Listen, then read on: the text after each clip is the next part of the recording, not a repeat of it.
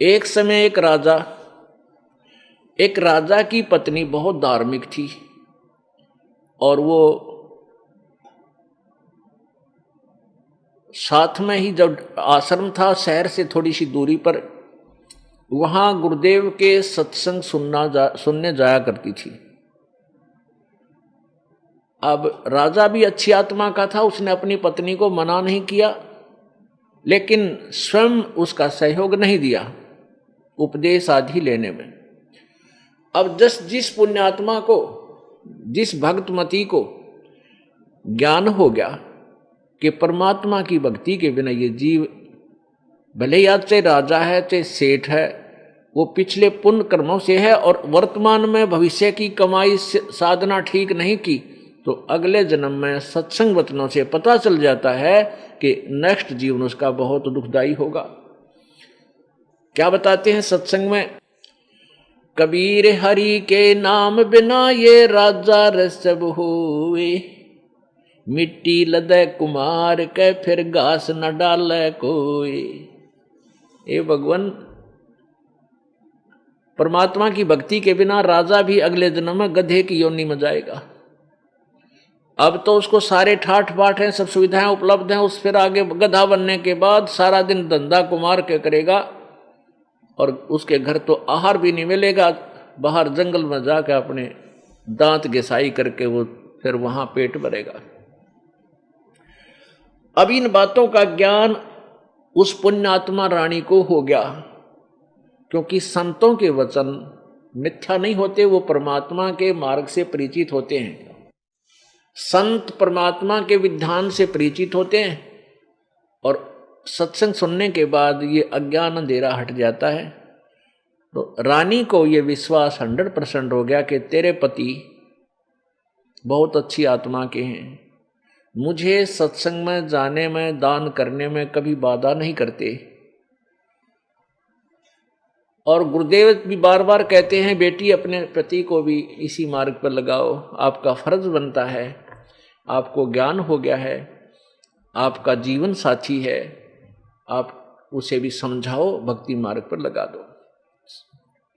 अब रानी भी प्रार्थना करती रही कि गुरुदेव दया करो, वो आपका बच्चा भी आपके चरणों में आ जाओ, अपना कल्याण करवा ले। अब रानी जाकर के राजा को जब भी सत्संग सुनकर जाती, हफ्ते 10 दिन में 15 दिन में आती, तो जाते ही उसको भी उमंग सी उठती कि अपने पति ने कह दो यो दुख पावेगा। आज तो ये राज में फूला फिरा है, कल ये राज नहीं रहेगा, शरीर भी नहीं रहेगा, फिर दुर्गति होगी इसकी। अब अपने निजी व्यक्ति को कोई भी आपत्ति में नहीं जाने देगा जब तक पार बसावेगी। इसी दृष्टिकोण से रानी ने अपने पति से कहा, कहती रही कि आप उपदेश ले लो, नाम ले लो, भगवान बजा करो। जो सत्संग में सुनकर आती उनको सुनाती, वो कुछ देर तो ध्यान से सुनता, फिर कहता आप ही कर लो मेरे नाम का वजन। तो रानी ने कहा कि गुरुदेव जी कहते हैं कि जैसे मैं रोटी खाऊंगी तो मेरा पेट भरेगा, आप खाओगे आपका भरेगा। मैं अपना पेट भर रही हूं आध्यात्मिक तरीके से, धार्मिक, और आप खाली बैठे हो, भूखे हो, मुझसे देखा नहीं जाता। अब राजा के बीमारी हो है, वो गुटी सूटी लावे, क्लबा में डांस देखने जावे, बकवाद करे, वो ना छूटे उस तो वो नो ना बस ठीक है, ये गुरुजी तो इसे अटकल चुटकलेबाजी जाने करें, ऐसे जानते हैं मूर्ख बनाने के लिए।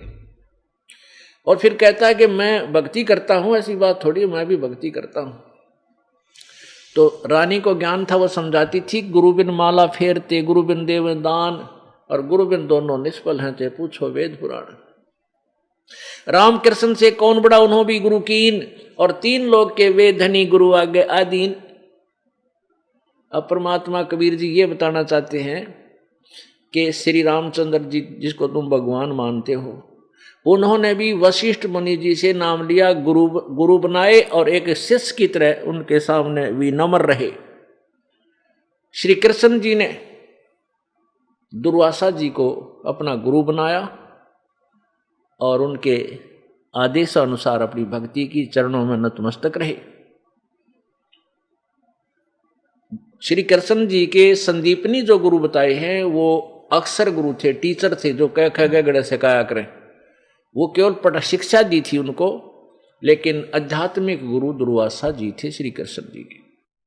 तो परमात्मा हमें ये बताना चाहते हैं कि राम कृष्ण से कौन बड़ा, तुम्हारे दृष्टिकोण में तुम राम कृष्ण से बड़ा नहीं मानते, और उन ने भी गुरु बनाए, और उन भी गुरु कीन, और 3 लोग के वे धनी भाई गुरु आज्ञा आदीन।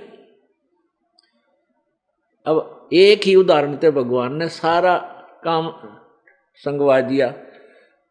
अब जैसे हमारे जैसे घसियारों की क्या औकात है, जो भगवान ना बजर गुरु ना बनावे, जो रामकृष्ण जैसे भगवानों ने गुरु बनाए।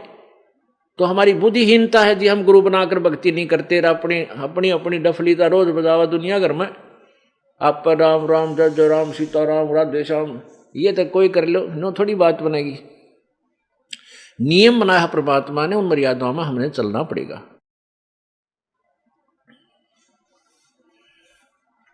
तो राजा ने सोचा, रानी तय कसूती पढ़ा दी इसके गुरु ने, हरिया पीछा छोड़े नहीं, रोज कान खाती आकर के। अब राजा ने सोचा कि एक दिन इसके गुरु ने लताड़ा हूं वहां जाके, इसके सामने ही उसकी पोल खोल दूं, उससे पूछूंगा गुरु से क्या भक्ति गुरु के बिना नहीं होती, क्यों बहकाते हो दुनिया को, ऐसे है वैसे है। और बहुत से प्रश्न पूछूंगा इस रानी के सामने, उसको फिटे मुंह कर दूंगा। तो राजा ने कहा कि अब की बार तेरा सत्संग हो तब मुझे बताना, मैं चलूंगा। रानी बड़ी खुश हुई, फूली नहीं समाई। अब आगे जो सत्संग था वो दिन बता दिया राजा को। राजा बोला ठीक है, मैं अवश्य चलूंगा। राजा चला गया, रानी और बहुत से कुछ उसके अंगरक्षक साथ चले गए। वो पहले चले गए सत्संग से पूर्व और प्रार्थना की, गुरुदेव मेरे पति आए हैं। रानी ने कहा, और आज बड़ी दया हुई है, वो आपके दर्शन करना चाहते हैं। अब महाराज जी ने कहा ठीक है बेटी बुला लो। वो कह रहे हैं जी ज्यादा समय नहीं है, फिर जाना है, आपके दर्शन करना चाहते हैं, और कुछ एक दो उनकी शंका है वो समाधान कराना चाहते हैं। अब गुरु जी ने कहा बुला ले बेटी। राजा भी बैठ गया, रानी बैठ गई, 5-4 भक्त बैठ गए। अब महाराज जी ने, गुरुदेव ने, संत जी ने कहा आओ राजन, बड़ा सौभाग्य है आपका कि आज आप भगवान के दरबार परमात्मा के लिए चल कर आए हो। भक्ति किया करो, भक्ति करो भगवान की। अब राजा के तो वह घिसी पिटी बातें थी, कहते भक्ति में करता हूं और खूब करता हूं अपने घर पे। कहने लगे महाराज जी तुम संत जी, आप इस जनता को, इन भोली आत्माओं को मूर्ख मत बनाया करो। गुरु के बिना क्या भक्ति नहीं हो सकती? क्या गुरु के से नाम लेना आवश्यक है? वही नाम हम भी तो वैसे जाप कर सकते हैं, उससे क्या लाभ होगा? आप भ्रमित कर रहे हो। अब वो संत जी जान गए, इसे सरफरे रोज मिलते 1-2 आकर के संतों को, तो उनको टालने का तरीका सोचा। राजा है, जब मैंने कोई प्रश्नोत्तरी कर दी तो यू बनमाना और ज्यादा नाराज हो जा भाई। राजा में अभिमान मालगाड़ी जितना होता है, मालगाड़ी में ना चला है, और वो अपनी बात का विरोध स्वीकार नहीं कर सकता, उसके इतने माड़े कर्म होते हैं। इसलिए संत को पता होता है कि राजा की बात का उत्तर अन्य तरीके से ही दिया जाना चाहिए। अब संत जी ने कहा जी आप तो बहुत बड़े विद्वान हो, आप तो बहुत अच्छी बातें करते हो, अब आपके प्रश्नों का उत्तर देने का मेरे पास इसमें समय नहीं, क्योंकि सत्संग का समय हो गया है, और कभी मैं आपके घर आ जाऊंगा, मुझे समय बता दो, वहां बैठकर बातचीत कर लेंगे। अब राजा ने सोचा बढ़िया बात होगी, वहां मैं और रानी रियु 3 होंगे और इसकी खूब छक्के छुड़ा दूंगा वहां पर, या रानी मेरा सिर खाना बंद कर देगी। राजा फूला नहीं समाया, कभी संत जी ने तो मुझे बड़ा विद्वान कह दिया। अब मान बढ़ाई की भूख हमारे अंदर पूरी रहती है। राजा आ गया और रानी बोली मैं तो आऊंगी सत्संग सुनकर। जैसा भी कुछ दिनों के बाद जो निर्धारित समय था उस दिन वो संत ने आना था। राजा को पता था कि संत आएंगे। राजा भी तैयार था। रानी भी अपने गुरुदेव के आने की खुशी में फूली नहीं समावत थी। बढ़िया भोजन बना रखा, अच्छे बढ़िया बस्तर ला रखे, आसन लगा रखा। तो राजा ने सैनिकों से बोल दिया कि रानी के गुरुदेव का आने देना, रोकना नहीं। उनके साथ एक दो भगत भी था। तो गुरुजी महाराज जी आए और सैनिकों ने प्रणाम किया और आगे चलने को प्रार्थना की।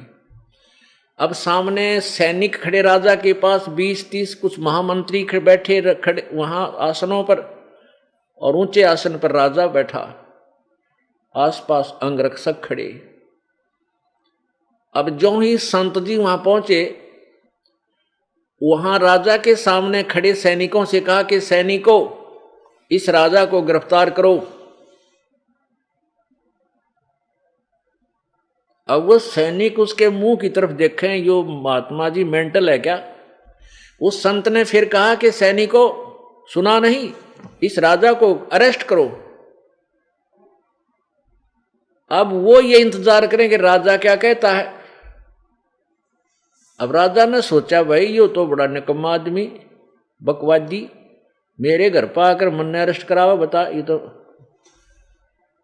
तो बहुत निकम्मी आत्मा है, इसका सिर घूम गया है रानी का गुरु बन करके, आज ये बकवाद करने आया। उसने, राजा ने कहा सैनिकों, इसको अरेस्ट करो। अब राजा ने एक शब्द बोला था, सैनिकों इसे अरेस्ट करो। वो जब्बा पकड़ी बा दो ने और पकड़ दिया, ला दिए थकड़ी पाछले का ना हाथ करके। अब वो संत जी कहने लगे कि राजन, गराया अतिथि की बेइज्जती नहीं करते। राजा बोला, तू अतिथि है, मेरे राज को जो है तू छीनना चाहता है? नहीं, राज का तो मैं ठोकर मारूं, मुझे राज की आवश्यकता नहीं। पर तेरे प्रश्न का उत्तर देने आया हूं आज।